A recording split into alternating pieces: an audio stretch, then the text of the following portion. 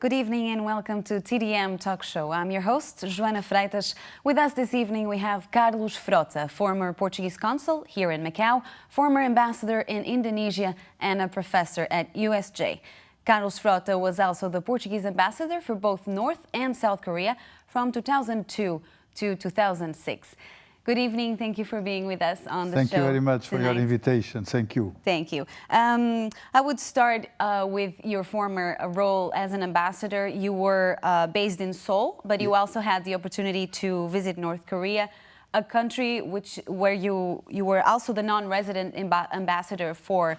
You visited North Korea more than once. It was 2004? 2004 to 2006. Yeah. Yes. How was your experience in the country at that time, and how will you describe the country at the time? The North Korea? Yes. It was a very surreal country. We could feel in the atmosphere of the streets and the capital, a well-built capital actually, something strange, empty streets. They were under sanctions already, of course, but it was a very strange situation, mainly because coming from Seoul, Seoul is a fantastic city, plenty of life, young people in the streets. It's a different galaxy, actually, Pyongyang, even today. We had another leader in charge at the time, was Kim Jong-il. Do you see the country now more open than it was before? And if yes, can we attribute this to Kim Jong-un himself? Is he acting alone? Kim Jong-un represents a new generation of leaders. We don't forget that for some years he had the tough task to consolidate its power in North Korea, and the recent history of the relations between North Korea and China is a kind of mirror of these initial difficulties of Kim Jong-un consolidating internally his power as a leader. But of course, he's a 35 years man with a complete understanding of the world today, because if there is any person in North Korea without restrictions to the outside world and information coming from the outside world, is him, is the leader. Then I think that the fact that he is 35 years old, and because the world changed so fastly, he has another framework for dealing with the serious issues of his regime, for sure. But when we see him, when he takes the lead, when he starts to being in charge of the country, we see that he maintains the closeness of North Korea, and then suddenly they're slowly opening it. But is he acting alone in this openness, or is he being advised by people that were previously working with his father? Forcibly, this kind of regime has the leader, which is the prominent player, of course, but there is an inner circle of people advising. And in the case of North Korea, we have people with memory, because he inherited the people as advisors from his father, the previous leader. Then that is the novelty of his vision. He had some years passed in Switzerland, as you know, spending time in education there. But also he has the heavy burden to be loyal to the heritage he received from the father, with people supporting, very close to the father. Then there is two contradictory forces here in this country, and I think that what unite them, the leader, the young leader, and the old people advising him, is this kind of very difficult combination between maintaining the status quo and implementing modernization measures to reform and adapt This is the big challenge, of course. This reform and this adaptation that is just in the beginning, at least for us, the outside world, has taken a major spotlight with the United States getting in this conversation. So the United States are now taking the spotlight on the negotiations with Pyongyang. Yes. But there were or are other major players in these conversations. And who are they? China, for example. China is the first one. There is a big difference between China from 1993, 1994, where under the Clinton administration they tried to sign the framework agreement. They signed the framework agreement, but this kind of exercise of diplomacy didn't work in order to achieve denuclearization at the time already. And in 1993-94, we had one China, a country already in a process of rising, but not as we see China today. When in the 10 years from 2003 to 2013, when the negotiations of the six-party talks took place, another China, very well developed already, and now the second world power, actually, not just the second world economy, but the second world power.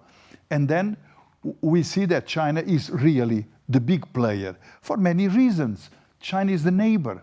China can be the model for economic openness and transition without changing the leadership and the political structure of the regime. They want this. China can give them, share with them its experience. Then China is the big player, actually. I will say more than the United States. The confrontation, the historic confrontation of North Korea is with the United States because of the heritage of the Korean War. But the big player is really China. And then South Korea, of course. South Korea is the other element of the Korean couple. Mm-hmm.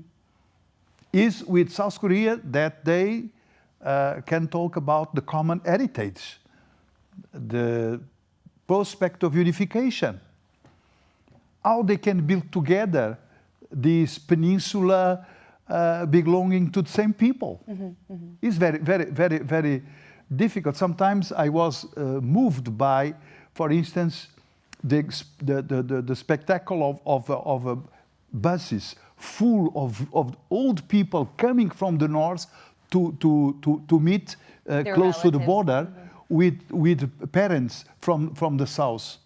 It was a terrible, a very shocking experience to see these people for 40 years or more separated from the siblings from the other side, and probably seeing them for the last time in life because they were very old.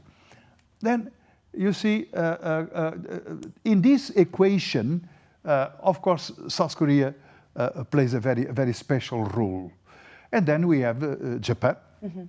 Japan, with which North Korea has a very bad experience, historically speaking, because Japan was the colonial ruler of the entire peninsula. Mm-hmm. Exactly.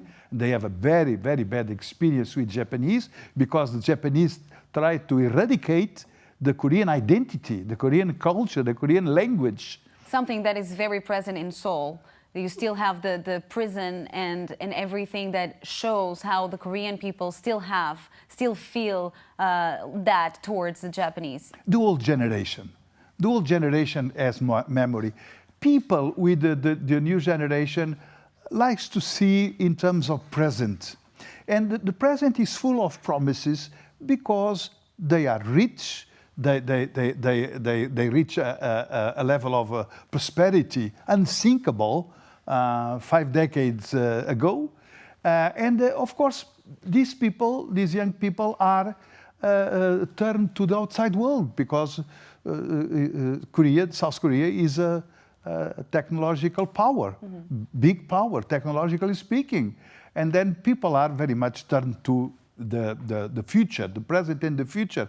And many of these young people are very much against the prospect of reunification because they fear that their level of life, the standard of life, will lower because they think that they will share the prosperity of their country with the poor part of the peninsula. Someone that they have to re-educate to be integrated in a society like this will be when the reunification take place, a big effort of education, as you say, historically, and trying to teach them how great will be the country together. More than 80 million people with the natural resources. We will talk about this, but Donald Trump didn't stop to talk about the prospects of North Korea to become a power, economic power in the region. You mentioned before exactly if we go back to 2007, there were conversations between Kim Jong-il and the South Korean counterparts. We talked about this before. At the time was Kim Dae-jung, then Roh Moo-hyun. This time somehow is different, and you say that there's a mirror, a reflection of how China has evolved and how this evolution also depends on the society and how the governments react. But this one was different because of that evolution, but we also have another player. We have Donald Trump, the President of the United States, bragging about a relationship, a very, very excellent relationship with Kim Jong-un. Is he actually the first U.S. president to reach this far? Or is this more of a show than it actually is doing something? This is a show, because this is Donald Trump. But this doesn't mean necessarily that this kind of exercise will fail in the future, because at least we can see after two meetings, Singapore and Hanoi, that they are trying to engage in personal terms, but this is not a guarantee of success. We have now, today, the news coming from international news agencies saying that they are, North Korea, some days after Hanoi, they are rebuilding a nuclear plant. Then you see, there is ambiguity. And if I can come back to your question, what didn't change in North Korea is the mentality of encirclement. They cultivate for decades a sense of danger and a culture of survival. And if we have something in common between the previous leaders and Kim Jong-un, is this: they fear regime collapse, they fear that they will open the door to regime change, and then this is a very important circumstance. Americans, Chinese, and others are obliged to take into account in dealing with this process, a very complicated issue. We got the news today that they are rebuilding the nuclear plant, but there are also other news that the destruction of those nuclear plants were rumors. So do you believe that Kim Jong-un actually came to this second summit that happened in Hanoi with the intention to denuclearize? I don't think so. Frankly speaking, I don't think so. I heard this morning several interviews that John Bolton gave, the National Security Advisor of the United States, gave to different TV outlets in the United States after the Hanoi summit. And I don't like personally, I don't like the figure, neither the ideology and the neoconservatism of John Bolton, but at least I agree with him in one thing: they didn't decide yet to denuclearize. And I think that they tried to take advantage of what they perceived was the urgency of Trump to get something from them in order to to make a good picture of himself due to the internal circumstances of the United States. We know that Trump is in a very bad position internally, attacked from all sides. And if Trump could invoke a tangible success with North Korea, this will be a kind of equilibrium found, neutralizing eventually the threat, the bad prospects internally. But it didn't happen. And but Kim Jong-un gave him that hope on the first summit. Sorry? Kim Jong-un gave him that hope on the first summit. He said he wanted to denuclearize. So is Donald Trump being played by Kim Jong-un here, or Kim Jong-un just changed his mind from the first to the second summit? I think that they maximize the conditions to do this. Donald Trump eventually was right in saying that they would like to have all sanctions lifted.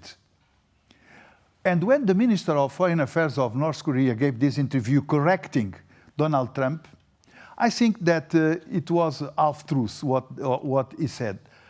What they asked was theoretically partial, but is the most meaningful of the sanctions. Then, when Trump refused, they, of course, they will try to escape the back picture. But some analysts today, I also follow the kind of thought they had about the summit. They say that at least they will try to have a respectable position as a responsible partner, international partner, the country as a whole and the leadership, saying that no, we had a more reasonable attitude towards the United States, is of truth. I think that the fundamental question is they did decide yet to denuclearize. Mm-hmm. Do you think that the only way for North Korea to denuclearize would be for all the sanctions to be lifted? That's the only thing they're looking for? No, I think that the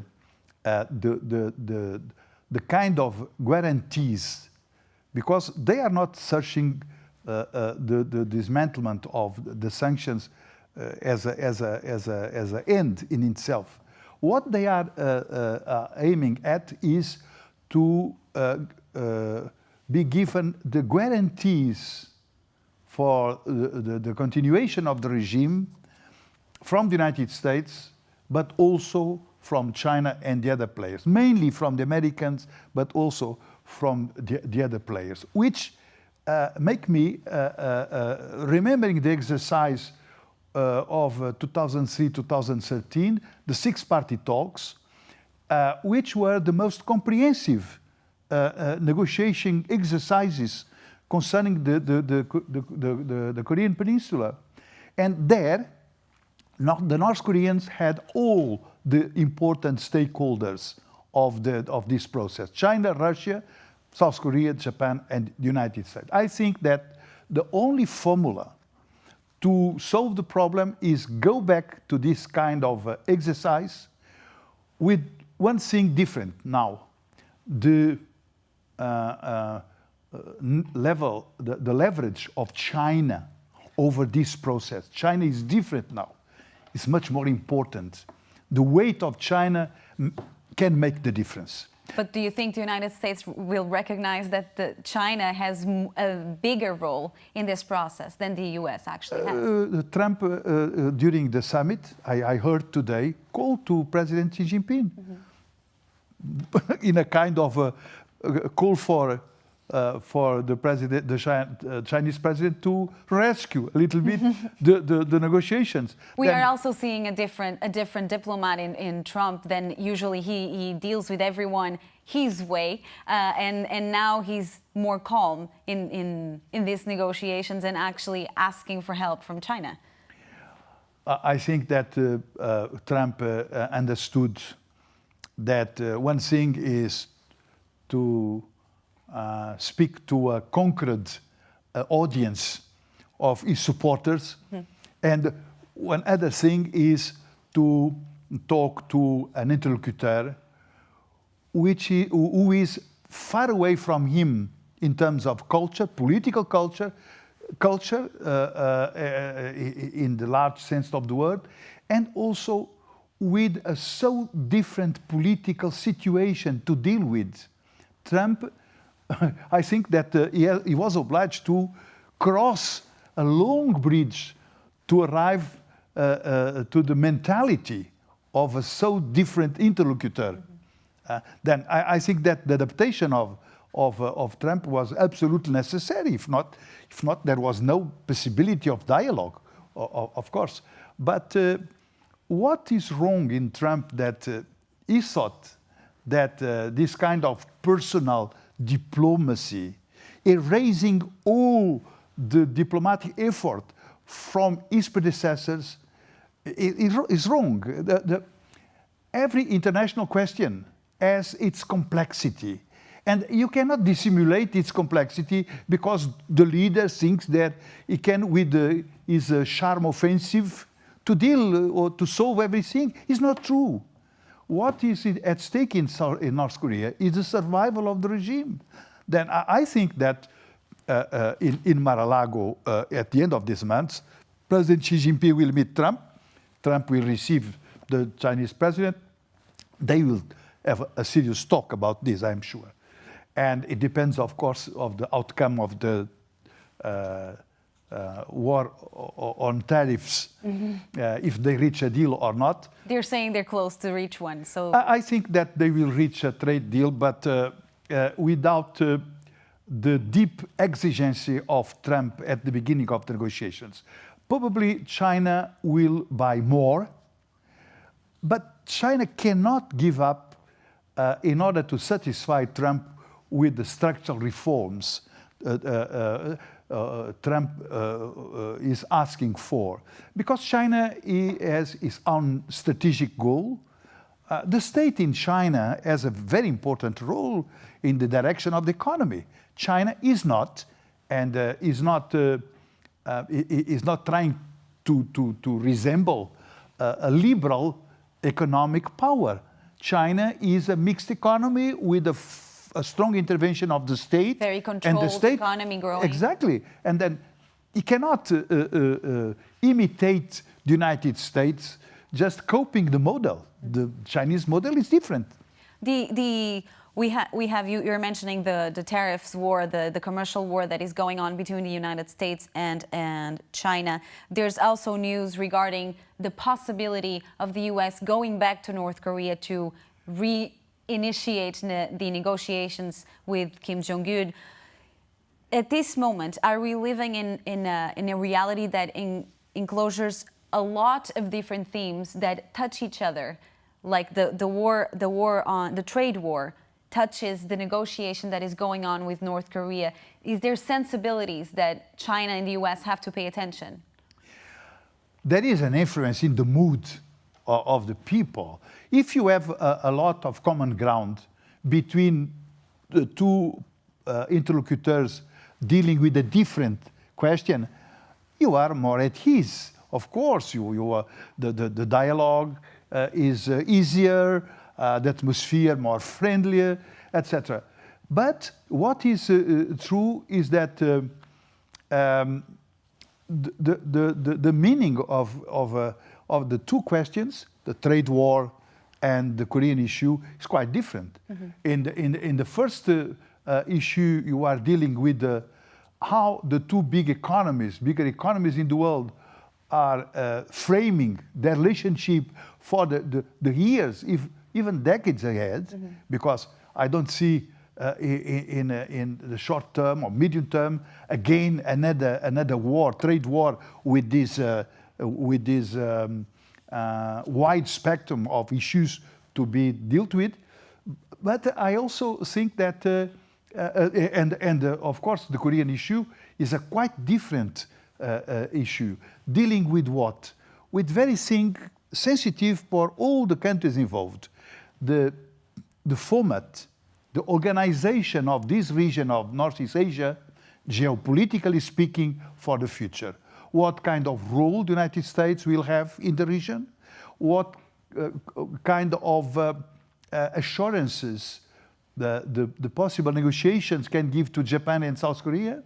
What kind of assurances for regime survival to North Korea?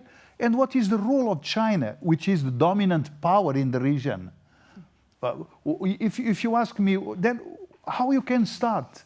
I will say with a serious conversation between the United States and China that the Americans are afraid of. Why? Because with this serious conversation, they will recognize that they are the only hegemons in the world, and they must share the responsibility of the international order with others, and first of all with China. And will they recognize also that China has this major role, maybe, that you were mentioning in the relationships with North Korea? And there's another player, another country that I would like to mention and ask you about. We had Vladimir Putin inviting Kim Jong-un to go to Russia. What is the role that Moscow plays here? They have common border, as you know, in the area of Vladivostok. Then there is a stake, there is an interest, specific interest of Russia in dealing with North Korea, of course. But today, when we analyze the behavior of Russia in international stage, we see that Russia also is more quiet. Is very attentive to all the opportunities to play the role of a big power. But here, in concerning the North Korean issue, with a specific interest in dealing with a neighbor, of course. There was this image after the first inter-Korean summit between Moon Jae-in and Kim Jong-un that grabbed the attention of everyone around the world. The image where they're holding hands and crossing the border, and then there's a failed happy ending in the second summit. Do you believe in a different future, in a denuclearization of of North Korea? Do you believe that this will happen in the future? Denuclearization. You are not speaking about reunification. No, denuclearization. Denuclearization, I think that depends very much on the kind of assurances the big players can give to North Korea. First of all, China. I think that China will have in the future of this process, and many others in the world, but in this process, a bigger and bigger role. Because China is the one who have a strong leverage, is a country close physically to North Korea, with a very important relationship already, personal relationship between the Chinese president and the North Korean leader. This is more important for me now than the personal chemistry between Trump and Kim Jong-un. The relationship between the President Xi Jinping and the North Korean leader will be the key for the future, because we know that due to the stability of the Chinese regime, Xi Jinping will be there for a long time. And then we see also that North Korea has the assurance that the leadership will have the same interlocutor from the Chinese side. More, China is a model for the economic transition of North Korea. China has the experience of transition, adaptation without regime change. China has a keen interest in controlling as much as possible the erratic behavior of the North Korean leadership. That erratic behavior has been providing fear to the world in some regions more than others. Do you believe that there's, we see the tests, we see the missiles, but do you believe there's actually a huge nuclear arsenal in North Korea? Yes. And are the countries around and all over the world really should they really be scared? Should they really fear this regime? I'd like very much to answer these questions coming back to an assertion, something I acquired with my age. The human nature has a terrible side of irrationality. You are irrationals. People, look at the big conflagrations in the world, World War II, World War I, World War II, the regimes killing all the people, etc. People are irrational, and then if they fear, if the perception from the outside world is a big threat, they can behave irrationally, this is sure. Mm-hmm. All right. Thank you so much for being with us on the show. That's all the time we have. Thank you very much. Thank you so much for having us. Thank you. That's all for tonight. We'll be back next week with more TDM Talk Show. Thank you so much for watching.